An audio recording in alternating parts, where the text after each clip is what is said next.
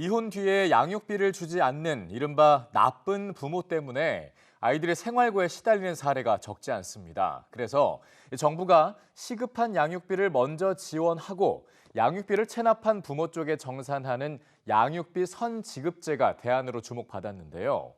어렵게 여야 합의를 이루고 재정당국도 설득은 했는데 이번 달로 임기가 끝나는 21대 국회 안에는 통과가 어려울 수 있다는 전망도 나오고 있습니다. 그 이유가 뭔지 진태희 기자가 취재했습니다.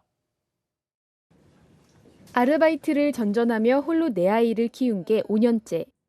법원에선 아빠에게 매달 양육비 200만 원을 지급하라 했지만 지금까지 밀린 양육비만 6천만 원이 넘습니다. 그나마 아이 한 명당 매달 20만 원씩 들어오는 정부 지원금으로 버텼는데 그마저 이번 달로 끝납니다.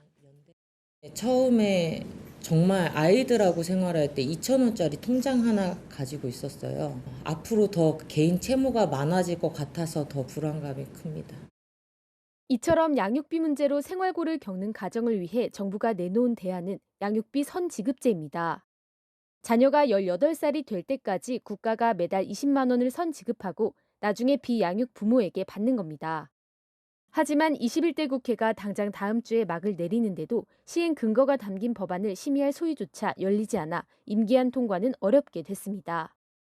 현재 매달 양육비 20만 원을 한시 지원하는 제도가 있지만 기한이 1년으로 짧고 소득 기준을 두는 등 요건이 까다로워 장벽이 높습니다.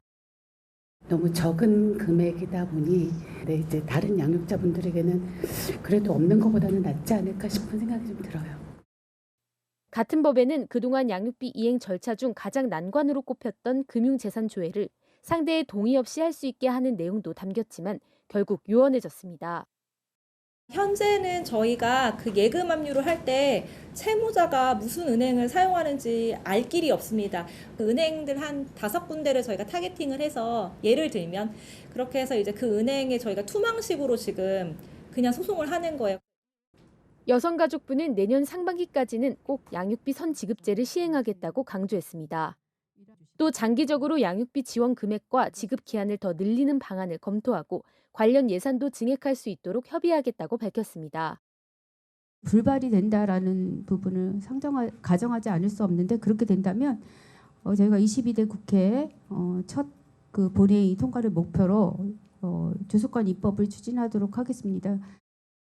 하지만 다음 국회로 넘어가면 재정 당국과 여야 간 협의 과정을 처음부터 반복해야 해서 시행엔 상당한 시간이 걸리게 됩니다. 양육비를 내지 않고 버티는 동안 생활고에 시달려야 하는 한부모 가족들을 위해서라도 조속한 법 통과가 필요하다는 지적입니다. EBS 뉴스 진태입니다.